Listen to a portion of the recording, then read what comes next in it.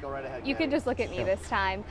Okay, yeah, so going back to the former president and his campaign, you know, how do you think he can connect with Wisconsin voters? I mean, kind of what are your thoughts on his campaign as he runs for office once again? Yeah, the biggest thing for President Trump is he's a fighter. He's always going to be a fighter.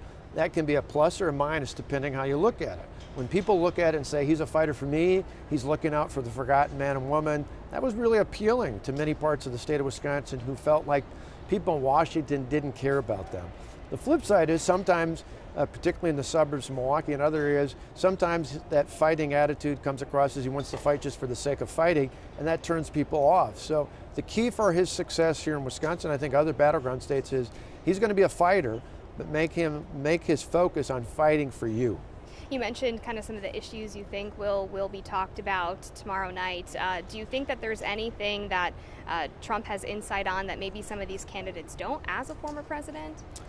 Well, there's certain national security issues, although you've got people like former Vice President Mike Pence, you've got Nikki Haley, who was the UN ambassador. So even in those areas, most of the things that a president would have access to, his top advisors, of whom at least a couple of them are on the stage themselves, would have access to.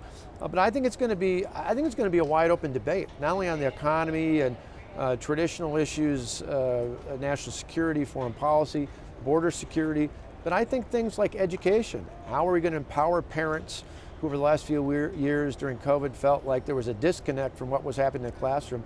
What are these candidates going to do to help that? Even though it's a local issue, they want to hear from the national candidates about how they're going to help parents.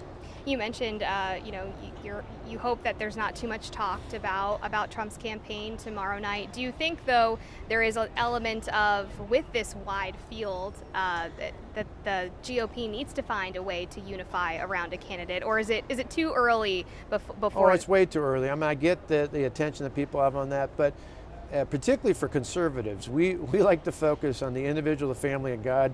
We're not consumed with the government, and so we understand it's a wide open process.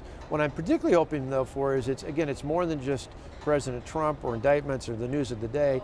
Even with young people, at Young America's Foundation, the group I now lead, we just released a poll last week that showed the #1 issue with young people, with students, high school and college age students, was the economy.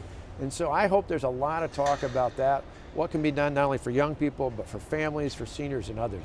And then, as you mentioned, your organization, what is their role in tomorrow night's debate? I know there's some questions that they're helping to select. Yeah, we're a partner, so one of the things right behind us is a big old block party, so we'll have hundreds and hundreds of students, parents, family members, alumni, supporters, and others. But then inside, probably the most exciting thing is we taped in advance of this a number of students from across the country who asked questions they were personally interested in, and a number of them have been on panels the last few days.